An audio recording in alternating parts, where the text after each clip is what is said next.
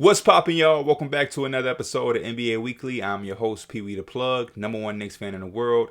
In today's video, I want to start off by giving a special shout out and congratulations to all the NBA All-Star starters that were selected yesterday, and more importantly and specifically, Ja Morant and Andrew Wiggins, the first-time All-Stars and starters. Secondly, I think it's very important to let it be known that this video has no intentions on throwing hate or spewing hate in the direction of Andrew Wiggins. I just want all my Canadians, all my Warrior fans, my Timberwolves fans, my Andrew Wiggins fans, I want it to be known that this is no way at all intended to throw hate at Andrew Wiggins. I feel like social media kind of got wild yesterday when it was announced because a lot of people were caught off guard and surprised by it, and a lot of people did probably hate on Andrew Wiggins, but people like myself who were just more so focused and concerned with the flaws within the All-Star voting system, that's really the problem. Andrew Wiggins is just a casualty who's getting caught in between because he made it. But in reality, the main focus for me is the fact that we need to make some changes to the All-Star voting system. I think Andrew Wiggins is having a nice, solid year, a good year, one of his best years. I love the improvements he's made since being with Golden State. They're a fun team, probably one of my favorite teams to watch because of the style of basketball that they play. But just from a fact-based situation or way of thinking, Andrew Wiggins is an all-star starter, in my opinion. One of the first things I want to touch on when we talk about the all-star voting flaws or problems is I think a lot of times where we have snubs, as people say, which I'm sick of the word snubs, or just hiccups in the all-star process, whether it's starters, reserves, somebody didn't make it, all of these different situations that happen year in and year out, because it's always something every year. I think one of the things that always happens is the blame goes to fan voting, right? Anytime something crazy happens, everybody points to fan voting. Man, fan voting got to stop. Fan voting. The fans don't know how to vote. It's the fans' fault. And I was one of those people who used to think, man, yeah, the fan voting is crazy. Fans do need to mature. Fans got to be better. But I saw a ballot for the front court players in the Western Conference that showed where Andrew Wiggins' votes came from, and it also showed all of the front court players that got voted upon by fans, by the media, and by the actual players themselves. And what I noticed was that fan voting isn't the only problem. The players don't take the voting system serious themselves. And the reason I say that is because I saw Jay Crowder get 10 votes. I saw Dorian Finney-Smith get 7 votes. I saw Kyle Anderson get 7 votes. Dwight Powell got votes. Nemadis Queta got a vote. So when I'm seeing things like that, it made me say, wow, we got to start changing the conversation and stop blaming the fans and really take a step back and look at the entire system and what's really going on in the fine details. Yes, the fan voting has more of a percentage and more of an impact than the player voting, but the fact that 25% goes to them and they're not taking it serious is an issue to me. And it's one of the more glaring issues in the entire process is I think fans, players, I think the media did a good job this year, but even sometimes the media, they don't take the voting process serious. So for me, one of the suggestions or solutions that I came up with is a player pool for all-star voting. We should have a player pool that has a pool full of players that you can only vote for. You can't vote for this guy or that. You can't vote for anybody. You can only vote for the players who make the pool. Now you're probably asking and wondering, how is this pool decided? How is this pool created? I got you. Every team, all 30 teams, have at least one player to represent them and enter the all-star voting pool.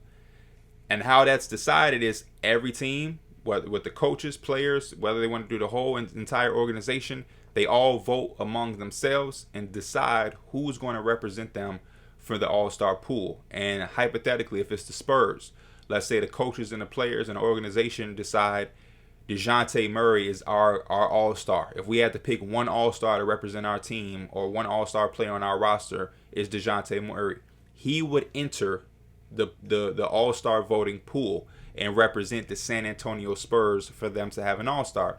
Now, you're also probably wondering, what about the teams who deserve more than one? That's why I said every team has at least one, because the bottom tier teams like the Spurs, the Pistons, they're only going to really deserve one All-Star player. No team at the bottom of the standings has 3 All-Stars. So what we do to decide who gets how many is by record and seeding. So the top teams, the top 3 teams from each conference, they get the most entries. Let's just say they get 3 representatives. You know, the number 1 team should have 3 representatives. Teams from 4 through 6, let's say they get 2. And everybody else below, they get 1. Or you say 4 and 5 get 2. Or you say 1 through 3 get, however many. But that's how you do it. The top 3 get 3. 4, 5 get 2. 6 and below get 1. Or however the NBA wanted to do it. That's how you do it. And what happens now is we have a pool of players, selected players, that only media, fan, and players and coaches can vote for. So there's no more Kyle Anderson getting 7 votes, because what that does and what that makes me think is we're wasting votes. And there's no sense of having some shit that doesn't matter. You know what I mean?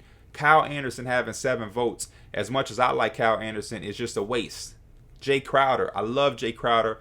The role he plays on the teams he played for are always significant. The toughness, the defensive ability, being able to knock down threes.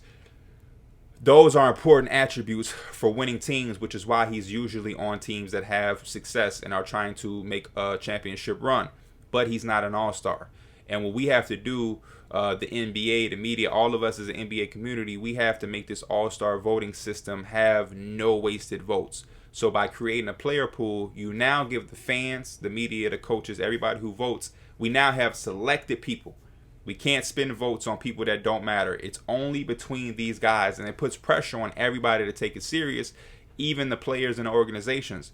Because again, back to referencing the Spurs, if the Spurs fail to take it serious and they vote for some reason Keita Bates-Diop as their representation for the All-Star player pool, you now know Keita Bates-Diop isn't going to make it. If you put a player in there that doesn't deserve to be an all-star in a player pool and he doesn't match with the other players, he's not going to get any votes. So you're not going to have it lessens your chance as an organization and as a team to have an all-star selected. Same thing with the top teams. If the Phoenix Suns joked around and didn't take it serious and they used their 2 all-star representation holds on Jay Crowder, now Devin Booker and Chris Paul there's no way that they can make it because you wasted one of your slots on a player who's not going to make it or stand a chance. And I just think that would be a more efficient way. I think it would be less wasteful, and I think it would make more sense. It would probably be a little bit more work. Players would probably have to vote twice. Coaches would have to. It would be a few voting entries because you have to vote as a team, then you have to vote overall. And I know, they're just there to practice, get better, and worry about the next game. But it's definitely worth it. The other part, which I have no solution for, I think it's out of all of our hands, the NBA just has to figure it out, is the positions. The positions in the voting, which I talked about in my All-Star voting ballot video that I dropped a couple weeks ago. The positions is a little out and a little off. I get why they want to have positions because positions do matter. As much as we talk about positionless basketball, positions are still in the game and they do have a role and they do matter. I think the word positionless basketball, or the term, is getting a little overly used because it's not positionless basketball. It's just versatility is becoming more pushed to the forefront of the game. But we still have positions and they still matter. And it's a way to also make sure that the big man doesn't get dinosaured out of the game and become a lost art. So I understand that. But a 2 backcourt, 3 frontcourt style or category is kind of off. And the reason it's off to me is because even when I said in my All-Star voting ballot video, if I just believed Jaylen Brown was an All-Star and I wanted to vote for him, his category is kind of off because it classes him as a backcourt player, when in reality Jaylen Brown is a backcourt and front court. He's more shooting guard, small forward than just solely a backcourt player. To me, when I think of sole backcourt player, I think of like James Harden or Chris Paul. Chris Paul is only going to exclusively play point guard. He could be out there with another guard, play a little two off the ball, sure. But he's going to be a backcourt player. He's never going to be a small forward. James Harden, I've never seen him play small forward. For the most part, he's either your point guard, and if Kyrie's there, he can play shooting guard. He's exclusively a backcourt player. But there's players like Jaylen Brown, there's players like Paul George, Chris Middleton, who are guys who play guard, but they also play forward. They're shooting guard, small forwards, and there's no class or category for those type of players. They're either exclusively front court players or exclusively guard players, and they can get fizzled out because it's hard to make a case for them, or it's hard to vote for them, because usually when you think of guards, it's going to be dominated by the point guards, right? So Jaylen Brown already is under the 8 ball because you have at least 3 guards on each conference that's going to be highly voted and have an argument. And then same thing with the front court. You're going to have at least 2 centers who have strong cases to make it. So those are 2 positions who are taking prime spots away from guys who are kind of tweeners in the all-star voting system. They would be considered tweeners, in my opinion. And because there's so much versatility, you legitimately have guys who can play 2 to 3 positions, and those type of players are kind of having a hard time, getting in the mix for the all-star voting. And even a front court, like a front court player is like 4 positions. Front court, I know front court players that can play shooting guard, small forward, power forward, small ball center. And then you have guys like Embiid and Jokic who are front court players, which is true, but they're exclusive front court players. They only play center. I've never seen the Nuggets aren't running Jokic at 4. The 76ers aren't running Embiid at 4. Those are exclusively centers. So the next step after the player pool solution and proposition I've thrown out there, the NBA has to do a better job as classifying these people, these players in the category for the all-star voting, because there are guys who just don't fit a criteria. You know what I mean? It's like a tweener-ish thing. And Jaylen Brown, I think, is one of the best examples. Jaylen Brown, Paul George, these are guys who play guard and front court, and there's no way to gap the two. And we see situations like Andrew Wiggins where he's in this position because Kawhi is out, Paul George is out. And I think if we had a legitimate wing, it probably wouldn't have happened. I mean, Anthony Davis was hurt, so he didn't get a lot of votes. But I definitely think it's a situation and a problem that can be fixed. I understand why they don't want to take away all positions, because then you got to understand, if the guards dominated one year, we will run out there with 5 guards, and the big man might not get enough love, and that's always the fear of the NBA, which I'm all with, because Embiid, Jokic, Cat are all guys, Rudy as well, are all guys who deserve to be in the All-Star game the last few years, especially this year with the way Embiid and Jokic have been going at it each and every night. But at the same time, would it really hurt the All-Star game if Devin Booker represented the Suns and was an All-Star starter at small forward? Ja Morant, Steph Curry, and Devin Booker plays small forward in the All-Star game. Would it really kill anything? Would it really be a big deal if Devin Booker played small forward for the All-Star game? You know what I mean? Because that's what it really should be. It really should be Steph Curry, Ja Morant, Devin Booker on the top team, the Suns, the best team. They should have an all-star starter, and then LeBron James and Nikola Jokic. And that, I think that is perfectly fine with everybody. Wiggins still can be an all-star. The Suns fans will be happy because they'll be the best team with the representative, and it would all make sense. So I think the NBA has to do their due diligence and put in some work. But I do think, and I would, if there was a way, I would pitch that to the NBA to do a players pool where then everybody's voting actually matters. There's no wasted votes. We can kind of control the voting to slim down the wasted time and the wasted votes on the bullshit players that we all know deep down in our hearts aren't going to make an all-star game. And it would just make it a little bit more serious. All-Star Weekend is supposed to be fun. It is supposed to be laid back and free-spirited. But it becomes serious because there are guys who are deserving and who work hard for these opportunities. and we got to make sure that the right people are getting the right amount of credit and just due an opportunity, and not just some bullshit. You know what I mean? Again, fan voting shouldn't be the one to get blamed. Which I will say, it did help Andrew Wiggins a lot. He beat Draymond by a little slayer. It was like 4.75 against 4.25.